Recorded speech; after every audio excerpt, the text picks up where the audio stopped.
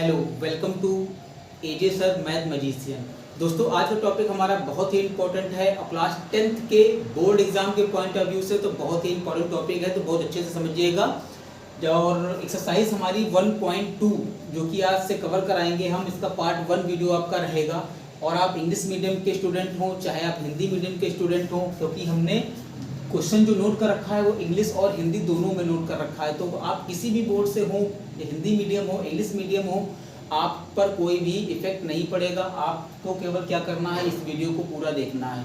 बहुत ही easy method से मैं आपको समझाऊंगा, पर वीडियो को लास्ट तक जरूर देखिएगा। पहला नंबर क्वेश्चन हमारा क्या कह रहा है, express each of the following as a product of it prime factorization. Hindi में कहें तो निम्नलिखित संख्याओं को अभाज्य गुणनखंड के रूप में व्यक्त कीजिए।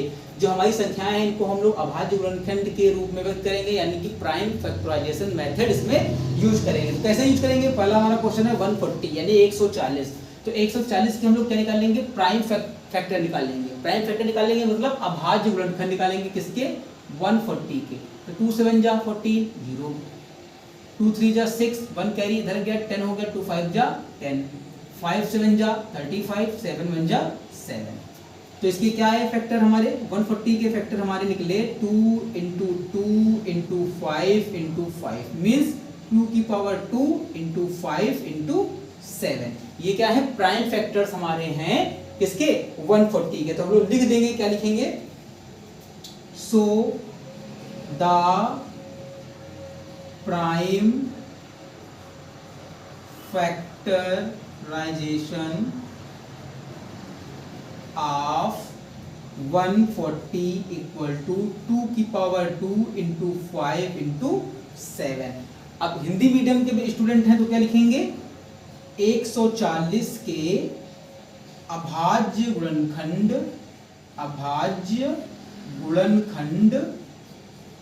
कितने हो जाएंगे, 2 की पावर 2 × 5 × 7 होंगे। आया समझ में, नहीं आया कोई बात नहीं, एक और बताते हैं।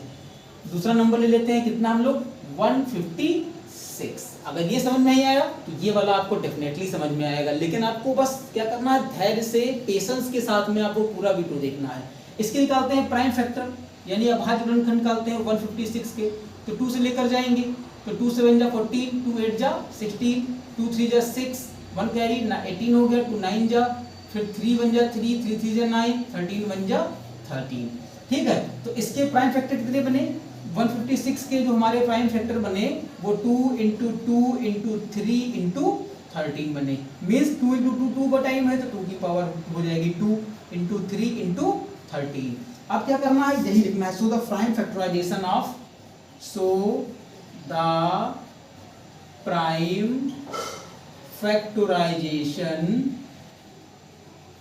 ऑफ 156 इक्वल टू 2 की पावर 2 × 3 × 13। या हिंदी मीडियम में आप हैं तो लिखेंगे 156 के अभाज्य गुणनखंड इक्वल टू 2 की पावर 2 × 3 × 13 होंगे। आया समझ में।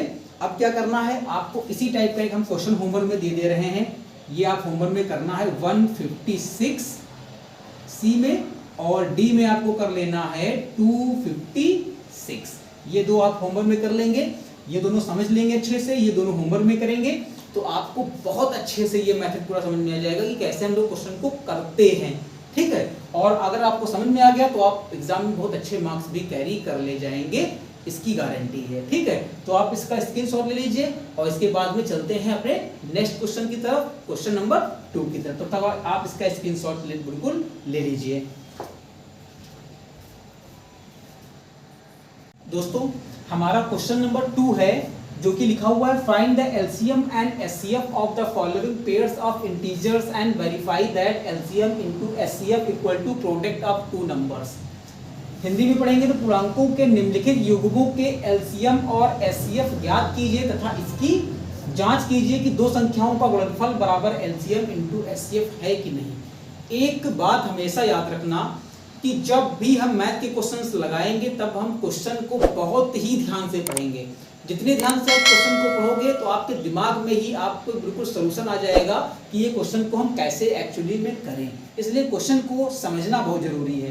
तो क्या कह रहा है कि हम LCM into SCF equal to product of two number, मतलब LCM और SCF का जो मल्टीप्लाई हो वो दोनों संख्याओं के गुणनफल के बराबर होना चाहिए।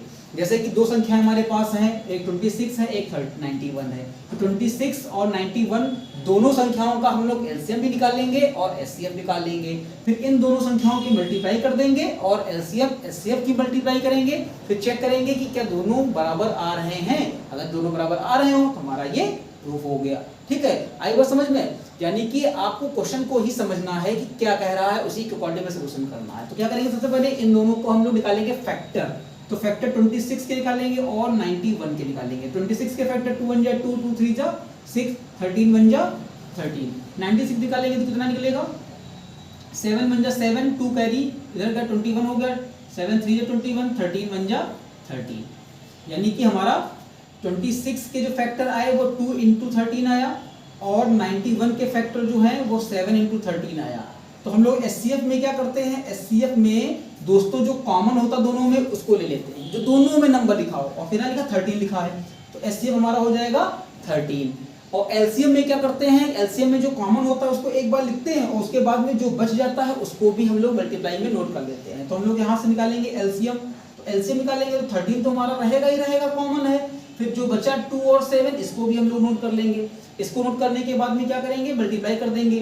तो हो जाएगा 13 2 26 इंटू 7, 7 6 जा 42 कैरी 4, 7 2 जा 14 4 18 182। अब क्या करना है, चेक करना है, यानी कि जांच करनी है। क्या करनी है, जांच करनी है, चेक करना है कि ये वाला हमारा सही है। दो संख्याओं का गुणनफल बराबर LCM इंटू SCF, यानी कि नंबर ऑफ टू कहाँ गया, ये रहा LCM into SCF equal to product of two number. ये सही है कि नहीं सही है। तो LCM कितना निकला, LCM है 182, कितना निकला 182 इंटू SCF कितना निकला 13 इक्वल टू क्या है, दो संख्याओं का गुणनफल, यानी कि 26 इंटू 91 करेंगे। ठीक है, तो मल्टीप्लाई करते हैं तो 13 2 जा 26 कैरी 2, 13 8 जा 104 प्लस 2 106 कैरी 10, 13 में 13 और 10 23 इक्वल टू इसकी मल्टीप्लाई करेंगे कितना आएगा, चेक करेंगे। तो मल्टीप्लाई आप लोग ऐसे कर लीजिएगा, 6 1 जा 6, 9 6 जा 50, 4 2 1 जा 2, 2 9 जा 18, 6 6 13 2। देखो बिल्कुल हमारा सेम आ गया, LHS इक्वल टू RHS, यानी कि हो गया हमारा ये प्रूफ हो गया। तो क्वेश्चन समझ गए। क्वेश्चन समझने के बाद में इसके सलूशन हम लोगों ने बहुत अच्छे से देख लिया। तो आपको क्या करना है, ये अच्छे से समझना, स्क्रीनशॉट ले लेनी है। अगर आपको समझ में नहीं आया हो तो स्क्रीनशॉट ले लीजिएगा। इसके जितने भी सारे क्वेश्चन हैं मैं आपको वो करवा दूंगा। तब तक के लिए आपको इसमें होमवर्क में हम दे रहे हैं, एक आपका दे रहे हैं होमवर्क में है 510 एंड 92। तो 510 एंड 92 ये कर लेना आपको है। एक और होमवर्क में देंगे, जैसे कि आपका रहा 336 एंड 54। ये आपको क्या करने हैं, खुद ही करने हैं, कोई दिक्कत नहीं, कोई डाउट नहीं। जैसे हमने ये समझाया है आपको बिल्कुल सेम वैसे तरीके से करने हैं। और नहीं अगर आ रहे हैं सलूशन तो आप कमेंट करिएगा। इन दोनों क्वेश्चन के लिए हम सेपरेट वीडियो आपको जरूर प्रोवाइड कराएंगे, इसकी आप चिंता बिल्कुल मत कीजिएगा। क्योंकि अगर आप हमारे चैनल से पढ़ रहे हैं या हमसे सीख रहे हैं तो हमारी जिम्मेदारी बनती है कि हम आपको पूरी से पूरी चीज़ें सिखाने की कोशिश करें और हर एक चीज़, हर एक क्वेश्चन का सलूशन आपको प्रोवाइड कराएं। ठीक है, लेकिन उससे के लिए आपको भी थोड़ा क्या करना पड़ेगा, कमेंट करना पड़ेगा कि हाँ ये हमें समझ नहीं आया, इसको आप फिर से समझा दीजिए, तो हम वो आपको चीज़ें सारी की सारी समझा देंगे। ठीक है, लेकिन आपको भी खुद से मेहनत करनी पड़ेगी। जब आप खुद से मेहनत करेंगे, खुद से लगाने की कोशिश करेंगे, तभी ये पूरा प्रोसेस जो आपका है वो लग पाएगा। और है कुछ नहीं, इसमें कुछ भी नहीं करना है, बस क्वेश्चन को बहुत ध्यान से पढ़ना है, बहुत ध्यान से समझना है, सलूशन आपको मिल जाएगा। क्योंकि सारा का सारा सलूशन कहाँ पर है, ये रहा, सारा का सारा सलूशन ये रहा। ठीक है, सारा का सारा सलूशन क्या रहा, ये रहा। LCM निकालना, आता है, हम लोग पहले सीख चुके हैं। एचसीएफ निकालना भी आता है, हम लोग पहले ही सीख चुके हैं। प्रोडक्ट ऑफ टू नंबर, जो दोनों नंबर दिए हों उन दोनों की मल्टीप्लाई कर लेंगे, प्रोडक्ट ऑफ टू नंबर निकल जाएगा। यानी कि सारी चीजें हम लोग पीछे क्लास से सीख के आए हैं, तो इसमें कोई भी परेशानी वाली कोई बात ही नहीं है, बहुत इजी कॉन्सेप्ट है। बस एक क्वेश्चन हमने समझा दिया, आपको समझ में आ गया होगा। तो ये 2 क्वेश्चन तो आपको ये चुटकियों में लग जाएंगे, ठीक है। तो अब आप इसका स्क्रीनशॉट ले लीजिए और फिर चलते हैं अगले क्वेश्चन की तरफ, ठीक है।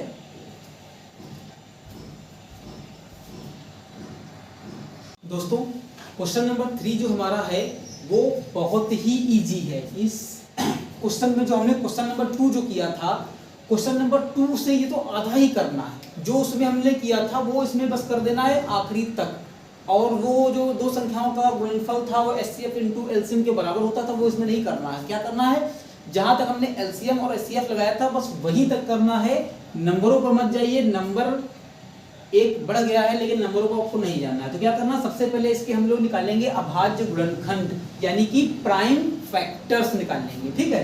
तो प्राइम फैक्टर निकालने का तरीका हमारा सेम है, क्योंकि जितने भी इसके पहले के क्वेश्चन हम लोगों ने लगाए हैं उसमें हमने सेम मेथड लगाया है, प्राइम फैक्टराइजेशन मेथड, यानी अभाज्य गुणनखंड विधि ही हम लोगों ने उसमें लगाया है। तो आपको परेशान होने की कोई जरूरत ही नहीं है, ये क्वेश्चन बिल्कुल सेम उसी तरीके से हम लोग लगा लेंगे, ठीक है। 15 and 21 निकालते हैं। 2 6 12, 2 3 6, 3 1 3। 15 का निकालेंगे तो 3 5 15, 5 1 5, 3 7 21, 7 1 7। तो 12 के हमारे फैक्टर निकले 2 इंटू 2 इंटू 3। ऐसे ही 15 की फैक्टर हमारे निकले हैं 3 इंटू 5। ऐसे ही 21 के निकले हैं 3 इंटू 7। तो यहाँ से जब हम निकालेंगे एचसीएफ, तो एचसीएफ में आपको पता है कि तीनों में जो कॉमन होते हैं वही एचसीएफ होता है। तीनों में क्या कॉमन है, चेक करेंगे 3 3 एंड 3, तो एचसीएफ हमारा हो गया 3। एचसीएफ निकल गया। उसके बाद में क्या निकालना है, एलसीएम निकालना है।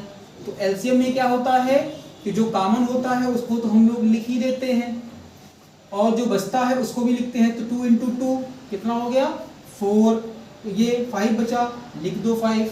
इसमें बचा 7, लिख देंगे। तो 4 7 3 4 जा 12 इंटू 5 इंटू 7, 12 5 जा 60 इंटू 7, मल्टीप्लाई कराएंगे हो जाएगा 420।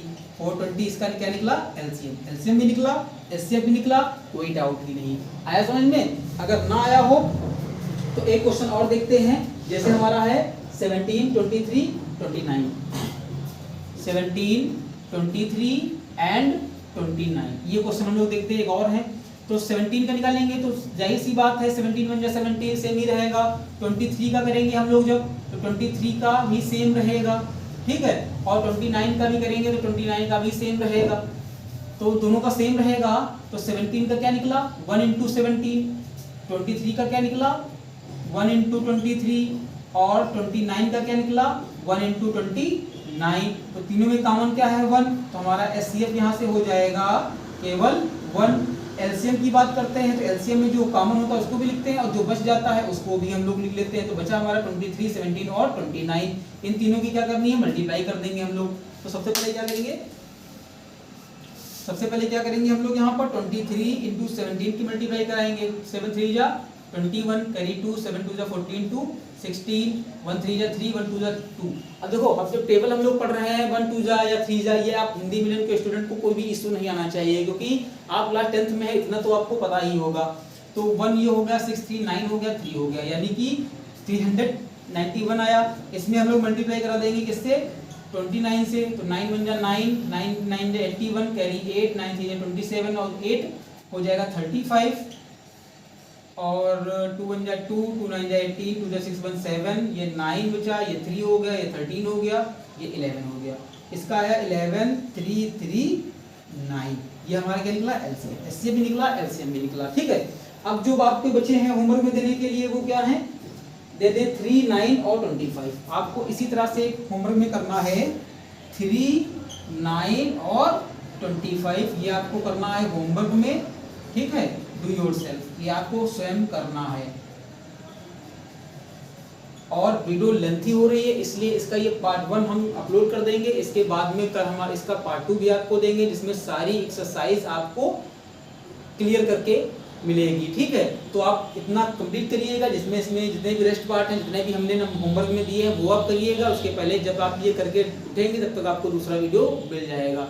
लेकिन वीडियो अगर अच्छी लगी हो, ये क्वेश्चन हमारे समझ में आए हों तो प्लीज़ लाइक कर लीजिएगा, क्योंकि मेहनत हम भी करते हैं। देख लीजिए इतनी गर्मी में पसीना निकल रहा है, ठीक है, तो मेहनत कर रहे हैं तो कुछ तो फल मिलना चाहिए ना। तो आप लोग चैनल को सब्सक्राइब जरूर करें, और वीडियो अगर पसंद आई हो तो लाइक करें, और कोई भी कहीं भी अगर मिस्टेक हो या आपको लग रहा हो कि इससे और बेटर हो सकता था, तो आपका कोई सजेशन हो तो वो कमेंट में ज़रूर बताइएगा। ठीक है दोस्तों, तब तक के लिए गुड नाइट। आप इसका स्क्रीनशॉट ले लेंगे और अच्छे से पढ़ाई करेंगे, बहुत अच्छे से पढ़ाई करेंगे, क्योंकि आप लोगों को टॉप करना है बोर्ड एग्जाम में। ठीक है, तो अब स्क्रीनशॉट ले लीजिए, और मैथ के क्वेश्चंस आपको रेगुलर लगाने हैं, 2 से 3 घंटे 4 घंटे, जितना आप क्वेश्चन लगा पाएंगे, जितना आप क्वेश्चन लगाएंगे, आपके मैथ उतनी ही बहुत ईजिली समझ में आती रहेगी, बहुत अच्छी मैथ हो जाएगी। ठीक है, तो तब तक के लिए गुड नाइट, बाय बाय।